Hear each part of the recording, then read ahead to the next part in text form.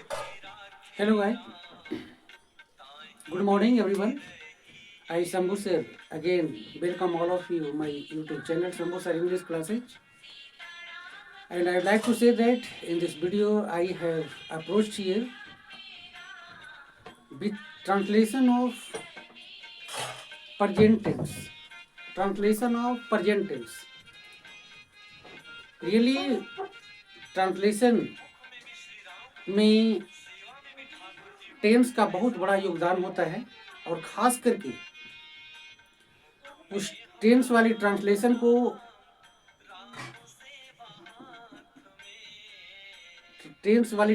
को थोड़ा डिफरेंट तरीके से बताने का प्रयास कर रहा हूँ। हालांकि मैंने बोर्ड पर ऑलरेडी डिनोट्स कर दिया हूँ कि कम समय में आपको कैसे इसे मतलब एक सिंगल वीडियो में पूरे प्रेजेंट टेंस के ट्रांसलेशन को समझाने का प्रयास करूँगा। तो बिना देर किए हुए हम लोग वीडियो की ओर बढ़ते हैं, लेकिन वीडियो की ओर बढ़ने से पहले इस चैनल को सब्सक्राइब कर दें, लाइक करें, ताकि जो भी प्रोलिफिक बेनिफिशियल वीडियो बने आप तक सबसे पहले पहुंचे। तो बिना देर किए हुए हम लोग वीडियो की ओर बढ़ते हैं। तो हालांकि इस वीडियो में मैंने दिखाने का प्रयास किया हूँ एग्जाम्पल के माध्यम से, बहुत ही बारीकी से समझने का प्रयास कीजिएगा। प्रेजेंट टेंस, जैसे ही प्रेजेंट टेंस की बात आती है तो उस सेंटेंसेज में, प्रेजेंट टेंस के सेंटेंसेज में हैं, हूँ, ये सब चीज कहने का मतलब देखने को मिलता है, जो कि मैंने यहाँ पर दर्शाने का प्रयास किया। प्रेजेंट टेंस में है, हूँ, हैं सभी में रहता है। प्रेजेंट टेंस में हैं, हूँ, हैं, यानी चाहे प्रेजेंट टेंस को हम लोग 4 भाग में डिवाइड करते हैं। प्रेजेंट टेंस को हम लोग 4 भाग में डिवाइड करते हैं। 1, ओके,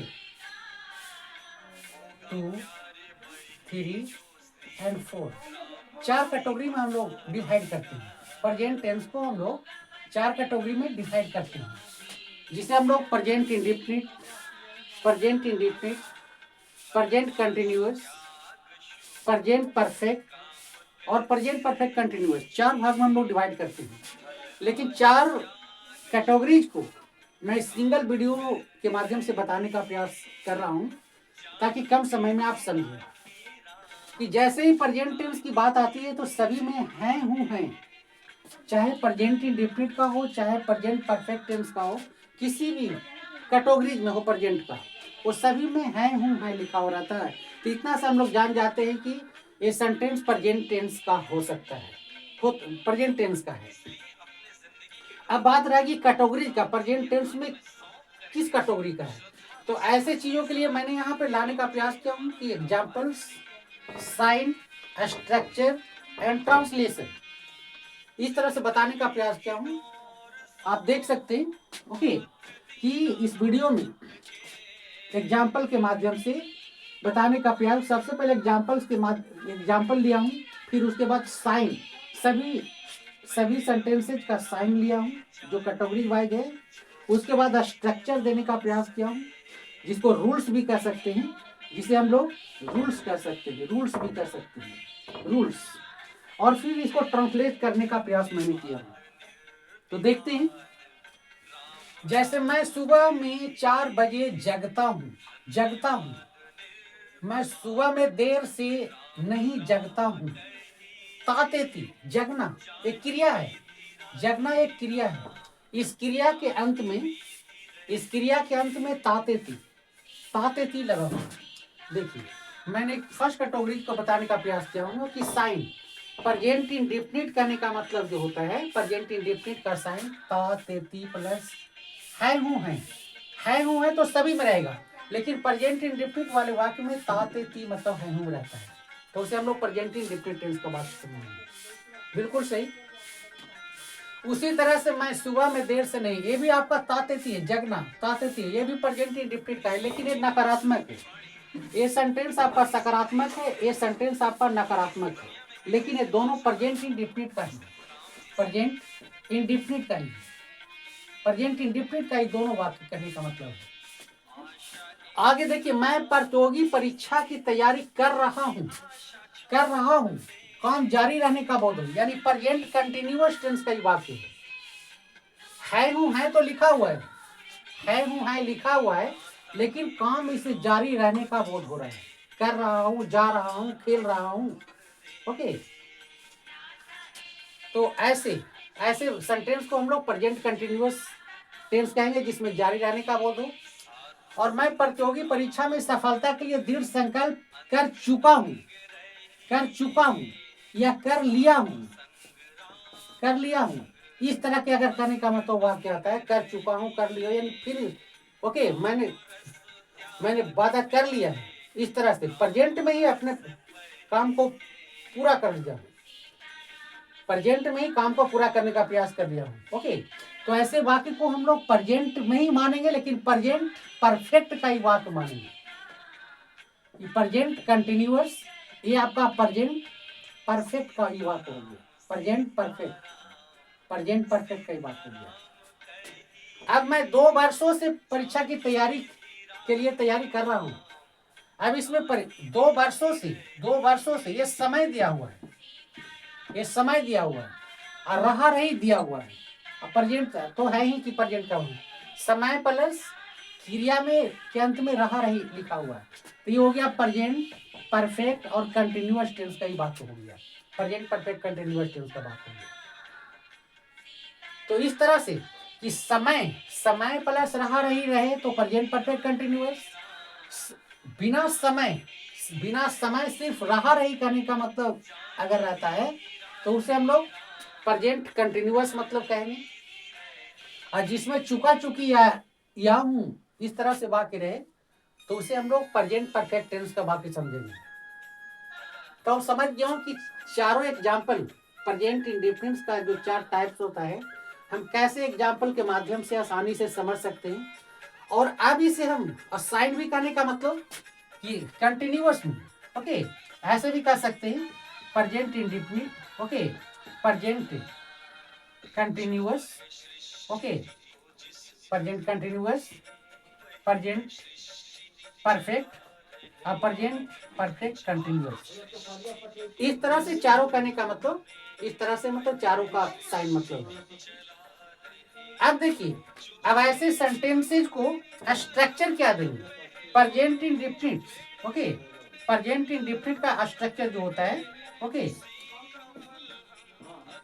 प्रेजेंट इंडेफिनिट का जो स्ट्रक्चर होता है, present indefinite, okay, present indefinite, present continuous, present continuous क्या स्ट्रक्चर है, प्रेजेंट परफेक्ट का स्ट्रक्चर है, प्रेजेंट परफेक्ट कंटिन्यूअस का स्ट्रक्चर है। ओके, यानी प्रेजेंट इंडेफिनिट टेंस को जब इंग्लिश में हम लोग ट्रांसलेट करेंगे, ओके, तो सब्जेक्ट प्लस V1 V5 का इस्तेमाल करेंगे। प्रेजेंट इंडेफिनिट टेंस के बाद को प्रेजेंट इंडेफिनिट टेंस के बाद को V1 या V1, क्रिया के 5 रूप होते हैं, V1 V2 V3 V4 और V5, है ना, V5 का इस्तेमाल करते हैं। तो इसे कहने का मतलब जैसे गो, वेंट, गॉन, ओके, गोइंग और गॉज, ओके, इस तरह से इसके 5 रूप होते हैं। तो प्रेजेंट इंडेफिनिट में हम लोग V1 और V5 का इस्तेमाल करते हैं। ओके, V5 का इस्तेमाल सिर्फ ही, सी, इट और नेम इसके साथ करते हैं। ही, सी, इट, नेम के साथ हम लोग V5 का इस्तेमाल करेंगे। नकारात्मक रहने पर, निगेटिव रहने पर, okay, do, Dutch plus V1 का इस्तेमाल करते हैं। Okay, Dutch plus not plus V1 ये ही, सी, इट और नेम के साथ करेंगे। ओके, तो इस तरह से करने का मतलब प्रेजेंट इंडेफिनिट टेंस में हम इसका इस्तेमाल करते हैं। V1 V5 नकारात्मक रहने पर do does not plus V1, और डज नॉट का इस्तेमाल हम लोग ही सीट नेम के साथ करेंगे, बाकी सभी के साथ डू नॉट प्लस V1 का इस्तेमाल करेंगे। अब इसी तरह से स्ट्रक्चर, इस तरह से स्ट्रक्चर का इस्तेमाल कीजिए प्रेजेंट इंडेफिनिट का, प्रेजेंट कंटिन्यूअस का EJMR प्लस V4 का इस्तेमाल करेंगे। प्रेजेंट कंटिन्यूअस है ना, जैसे मैं प्रतियोगी परीक्षा की तैयारी कर रहा हूँ, काम जारी रहने का बोध हो रहा है, तो ऐसे कंटिन्यूअस रहने पर जारी रहने का बोध होता है, तो उसको हम लोग EJMR प्लस V4 से इस्तेमाल करेंगे। अगर नकारात्मक हो तो EJMR के बाद नॉट का इस्तेमाल करेंगे। EJMR के बाद नॉट, जिससे मैं परीक्षा की तैयारी नहीं कर रहा हूँ। ओके, यानी कहने का मतलब इसे नोट भी कह सकते हैं। Okay, in case of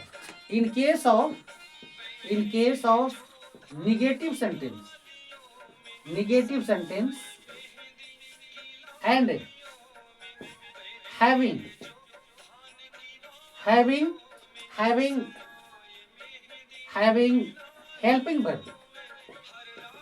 helping verb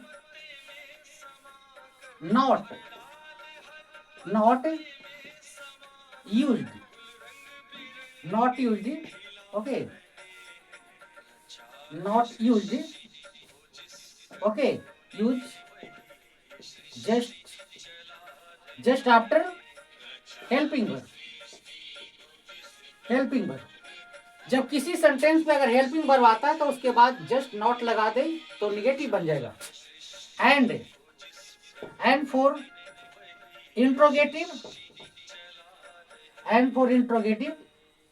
okay, and for interrogative helping verb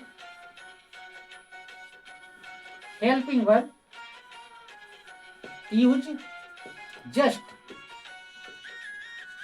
just before subject,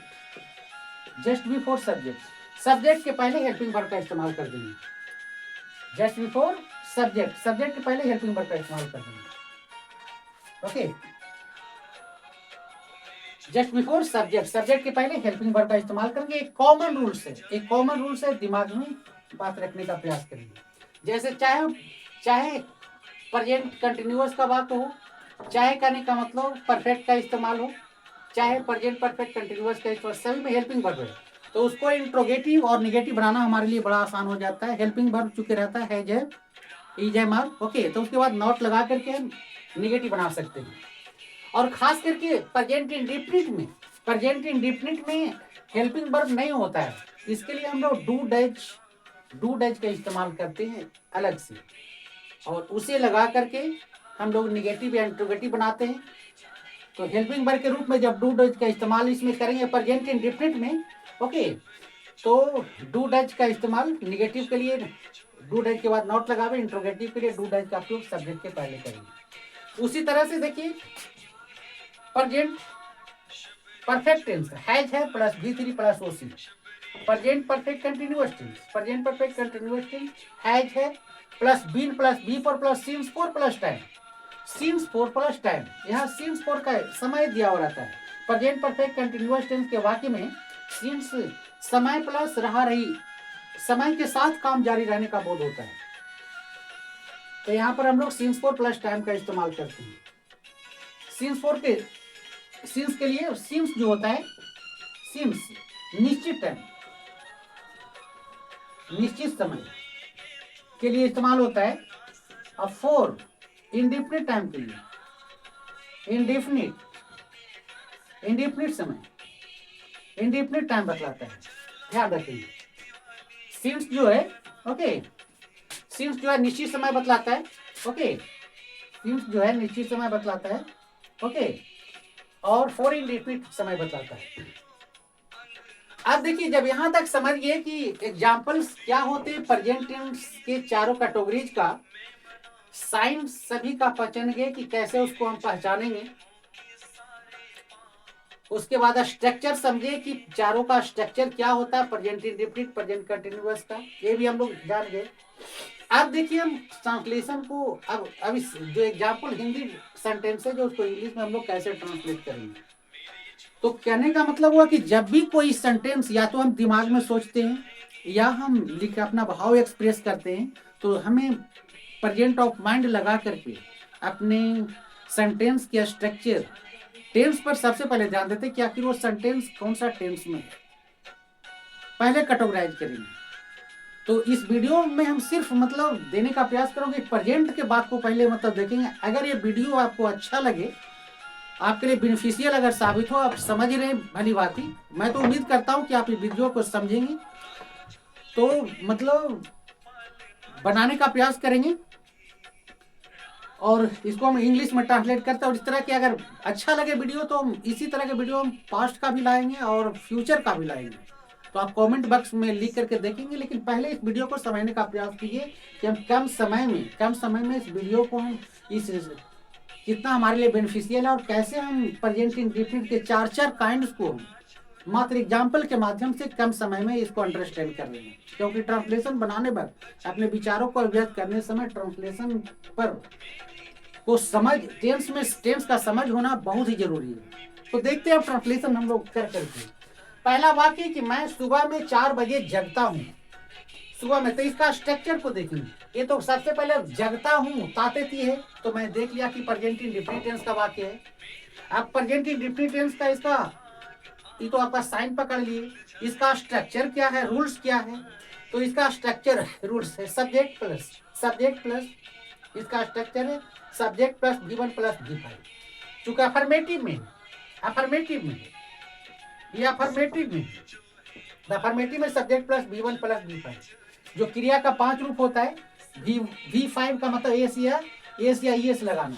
okay, ये आपका ED फॉर्म है, EN फॉर्म है, ओके, ING फॉर्म है, और ये आपका बेसिक फॉर्म इस तरह से। तो सिर्फ हम लोग बेसिक फॉर्म या V5 S या ES लगाते हैं। तो S या ES थर्ड पर्सन के सिंगुलर नंबर के साथ ही सीट नेम के साथ लगाते हैं। तो मैं आपका सब्जेक्ट हो गया, सुबह में 4 बजे जगता हूँ, तो सब्जेक्ट हो गया वर्ब हो गया ओके, सब्जेक्ट हो गया वर्ब हो गया। तो किसी भी बेसिक स्ट्रक्चर ही होता है सब्जेक्ट प्लस वर्ब। तो आई गेट अप का मतलब होता है जगना, सब्जेक्ट हुआ वर्ब। कितने बजे? At 4 o'clock in the morning, 4 o'clock in the morning. अब कहने का मतलब 4 भी समय है और ए भी समय है। तो 4 o'clock ये भी समय है और ये भी समय, लेकिन ये छोटा समय है और ये बड़ा समय है। सुबह छोटा समय, ये आपका छोटा समय और ये बड़ा समय, दोनों समय ही है। तो हम लोग जानते हैं नियम होता है कि जब किसी सेंटेंस में छोटा और बड़ा दोनों समय अगर एक साथ आवे तो पहले छोटा समय को लिखना चाहिए उसके बाद बड़ा समय को लिखना चाहिए। तो 4 बजे आपका छोटा समय है और सुबह बड़ा समय है, इसलिए मॉर्निंग को लास्ट में लिखा गया है। प्लेस के लिए भी इसी तरह से आता है, पहले छोटा जगह फिर बड़ा समय, ऐसे भी आता है। फिर हम अगले वीडियो में देखेंगे। उसी तरह से अब हम देखते हैं उसी की, मैं सुबह में देर से नहीं जगता हूँ, यानी ता हूँ, ये भी ता है, ये भी प्रेजेंट इंडेफिनिट का ही वाक्य है। तो प्रेजेंट इंडेफिनिट वाले वाक्य को ये नेगेटिव में है, तो प्रेजेंट इंडेफिनिट का है, लेकिन ये नेगेटिव में है। तो नेगेटिव में बताया कि negative structure subject plus do not plus given का इस्तेमाल करते हैं।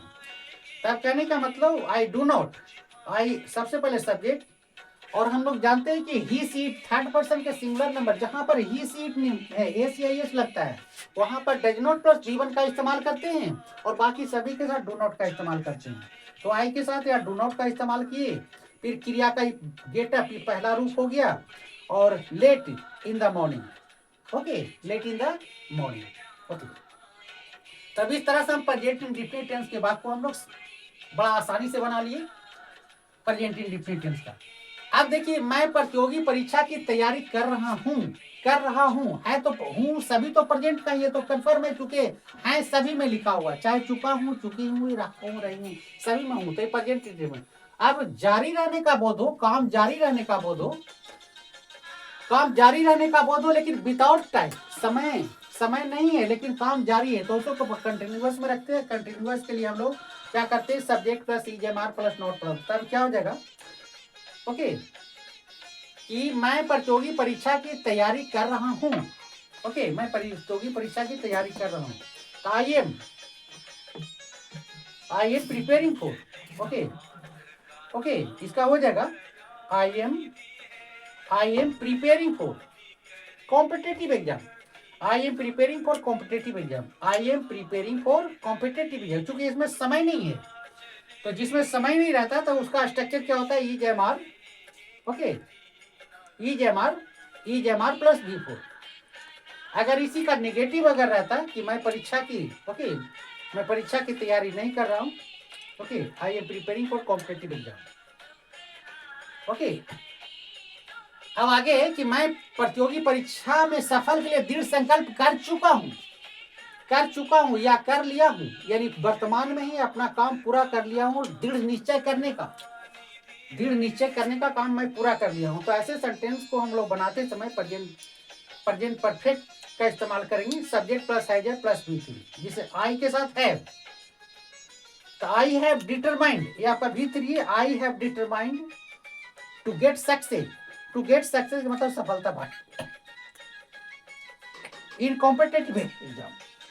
आई है डिटरमाइंड। ओके, तो प्रेजेंट परफेक्ट टेंस वाले वाक्य को हम लोग has a plus B three से बनाएंगे। मैं प्रतियोगी परीक्षा, और एक भी हम लोग ध्यान दें कि सबसे पहले है ना सेंटेंस में सब्जेक्ट को चुनेंगे। हालांकि मैंने पिछले वीडियो में बहुत सारे बता दिया हूँ कि सब्जेक्ट को कैसे पहचाने, ऑब्जेक्ट को कैसे पहचाने, और whatever parts of speech used in sentences first try to recognise. Video में बता दिया हूँ पिछले वीडियो में। और यदि पार्ट्स ऑफ स्पीच को पकड़ने में आज भी अगर दिक्कत होती है तो हमें कमेंट बॉक्स में लिखे, मैं उसका बनाऊंगा वीडियो स्पेशल। मेरी पूरी कोशिश रहेगी कि आप मतलब एक एक सेंटेंस को, जिस तरह से डॉक्टर एक मानव स्केलेटन को, मानव शरीर को एक एक पार्ट को अलग करके एक एक पार्ट को जोड़ देते हैं, सेंटेंस भी जस्ट उसी तरह से है कि हम एक एक पार्ट को, चूंकि सभी सेंटेंसेज पार्ट्स ऑफ स्पीच के माध्यम से ही मतलब सेट किया जाता है। तो उसे बड़ा, जब तक हम पार्ट्स ऑफ स्पीच को नहीं पहचानेंगे तो हमको दिक्कत होती है। ठीक है, आगे बढ़ते हैं वीडियो की ओर। लास्ट सेंटेंस है, मैं 2 वर्षों से प्रतियोगी परीक्षा के लिए तैयारी कर रहा हूँ। तो यहाँ पर समय दिया हुआ है और रहा रही भी है। तो समय प्लस रहा रही रहने पर ये आपका स्ट्रक्चर होता है प्रेजेंट परफेक्ट कंटिन्यूअस टेंस। इसमें क्या होता है, ओके, समय निश्चित अनिश्चित रहता है, क्रिया प्लस रहा रही, ये आपका साइन हो गया। तो प्रेजेंट परफेक्ट कंटिन्यूअस में subject plus has. Okay, present perfect subject plus has plus V four. Has है been plus V four plus in for plus time लगता है। ओके, तो मैं प्रतियोगी सब्जेक्ट हो गया, पर 2 वर्षों से समय हो गया प्रतियोगी परीक्षा के लिए। ओके, तैयारी कर रहा हूँ। तो I have been preparing, subject verb हो गया। I have been preparing for examination for 2 years 40 years। कहता 2 बरस, 4 बरस, 5 बरस, ये आपका निश्चित समय होता है। 2 वर्ष, 4 वर्ष, ये आपका निश्चित समय होता है। निश्चित समय के लिए 3 बजे बजना हो गया, ईयर्स हो गया, डेज हो गया, लास्ट हो गया, ये सब निश्चित समय होता है। तो इसके लिए हम लोग सिंस का इस्तेमाल करते हैं। और सिर्फ 2 घंटे 4 घंटे इस तरह से अगर बात रहती तो अनिश्चित समय होता है। तो इस पर भी हमें बहुत ही गौर करके ट्रांसलेशन को बनाना होता है कि समय निश्चित है या अनिश्चित है। तो समझ गए हो कि 3 o'clock 4 o'clock, यानी बजना करने का मतलब हो गया, ईयर्स हो गया 1985, 1986, 2000, 2040, इस तरह से मतलब रहने पर निश्चित समय होता है। तो गाइज अब इस तरह से मतलब आप समझ गए हो कि हमारी तरफ से तो बड़ा प्रयास किया हूं कि आप इस वीडियो को भली बात ही समझ गए होंगे कि सिर्फ प्रेजेंट वाले वाक्य को, यानी ट्रांसलेशन बनाने वक्त सबसे पहले हम टेंस को पहचानेंगे। और टेंस को में खास करके प्रेजेंट इंडेफिनिट टेंस में कैसे 4 कैटेगरीज होते हैं, और उसको पहचान करके हम तरह तरह के साइन रूल्स, और फिर उसका हम इतना एक ट्रांसलेशन बनाने पर इतना बहुत जरूरी होता है पकड़ना कि सबसे पहले एग्जाम्पल को समझें। एग्जाम्पल अगर देख लिए तो एग्जाम्पल देखने से बाद उसके हम साइन को पकड़ेंगे कि कौन सा टेंस, उसका साइन क्या हो रहा है, कौन सा साइन के माध्यम कौन सा टेंस जा रहा है। अगर साइन पकड़ लिए तो उसके बाद स्ट्रक्चर का इस्तेमाल, उसका रूल्स क्या है, स्ट्रक्चर क्या है, और लास्ट में हम लोग फाइनल कंक्लूजन इसको कहते हैं कि हम ट्रांसलेशन तब बनाते हैं। ट्रांसलेशन तब मेरा जाके ट्रांसलेशन सही और कंफर्म परफेक्ट मतलब होता है बेसिक के लिए। हालांकि और भी स्पेशल ट्रांसलेशन होता है जिसको मैंने वीडियो ऑलरेडी मैंने दे दिया है, लेकिन बेसिक जानना सबसे पहले तो बेसिक है। बेसिक अगर हम जानते हैं तभी हम स्पेशल भी उसको बना सकते हैं और अपने क्षमता के अनुसार, अपने अंडरस्टैंडिंग के अनुसार, अपने अनुभव के अनुसार ट्रांसलेशन को और बेटर से बेटर बना सकते हैं। तो ठीक, आज इस वीडियो को यहीं तक रखते हैं, फिर मिलते हैं इसी तरह के वैल्यूएबल वीडियो में। जब तक के लिए जय हिंद।